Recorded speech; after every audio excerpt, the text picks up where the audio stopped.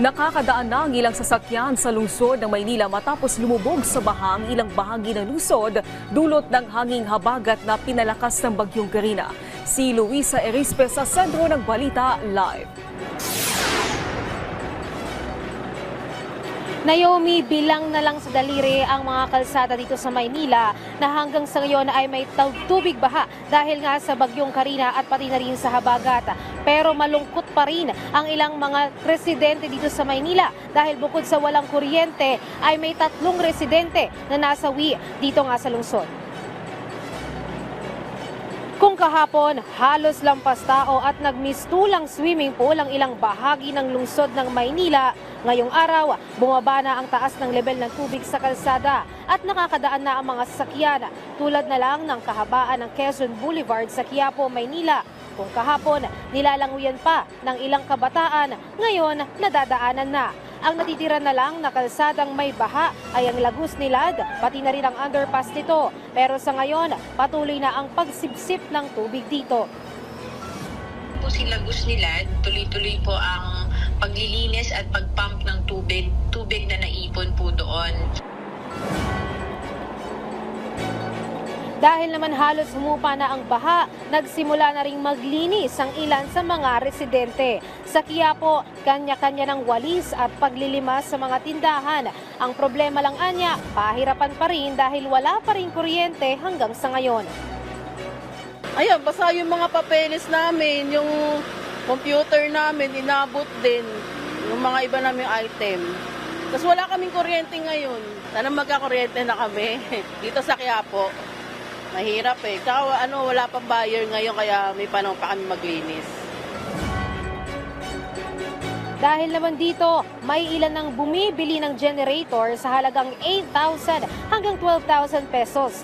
Anila, tiis-tiis lang sa gastusin, makapaglinis lang. Brown out. Brown out.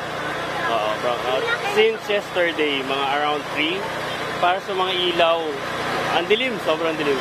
Mahirap maglinis, lalo na yung mga baha, may kasamang oil. Sabi naman ng Manila LGU, may ilan talagang lugar na pinatay muna ang supply ng kuryente dahil sa mataas na baha. Lalo na at sa 3 naitala nilang nasawi sa lungsod, 2 dito ay pinaniniwala ang nakuryente, habang ang isa naman ay nalunod. Tiniyak naman ng LGU sa maghapon kung maayos na ang panahon, mababalik na ang kuryente. At para naman sa mga nasawi ay nakahandaan niyang umalalay ang lokal na pamahalaan. Kung tuloy-tuloy na po ang ganda ng panahon today, tingin ko by the end of the day, maaayos naman po lahat unless meron pang ibang mga problema. Wala po ako pang nakuhang report as meron talagang mga sumabog na mga transformers or mga nahulog, mga natumba ng mga poste. Sa namatayan po ay meron naman po mga funeral services na binibigay po ang ating pamahalaan lungsod. Naomi, nandito ako ngayon sa tapat ng Kartilya ng Maynila kung saan ito ay isa sa mga kalsadang natitirang may tubig baha. Kung makikita mo nga sa aking likuran, yung mga sasakyan na dumadaan at pati na rin sa mga tao na dumadaan dito ay gutter deep pa yung lalim ng tubig. Napansin naman natin na nasa ilalim nitong P. Burgos na kalsada o tapat ng Kartilya ng Maynila ay yung Lagos Nilad underpass. Kaya naman siguro hanggang sa ngayon ay may tubig pa rin. Dahil nga pati dun sa Lagos Nilad na kalsada o underpass ay patuloy pa rin yung pagpapump ng DPWH, Bureau of Fire Protection at pati na rin ng Manila LGU ng tubig para nga matanggal yung tubig baha. Naomi, sa huling tala naman ng Manila LGU, 3,200 ang mga nag-evacuate kahapon dahil sa bagyo at habagat. Pero sa ngayon, kinakalap pa nila ang huling datos dahil sa kanilang huling tala ay may ilan ng mga umuwi sa kanilang tahanan kaninang umaga nang magsimula na ngang umaraw dito sa lungsod ng Maynila. Naomi. Luisa, ano yung naobserbahan mo ng mga dahilan kung bakit matagal yung pagbaba ng baha dyan sa ilang lugar sa Maynila?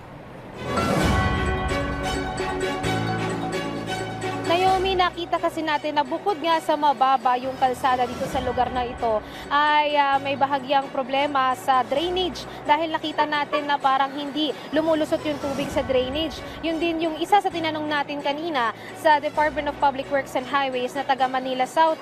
Tinanong natin bakit nga ba inayos na yung drainage nitong Lagos Nilad pero hanggang sa ngayon ay binabaha pa rin. Pero sa ngayon, ang sinagot lang sa atin ay patuloy yung kanilang pagsasaayos para nga sa susunod ay mabilisan na yung pagtanggal ng baha dito sa lugar na ito. Naomi. Maraming salamat, Luisa Erispe.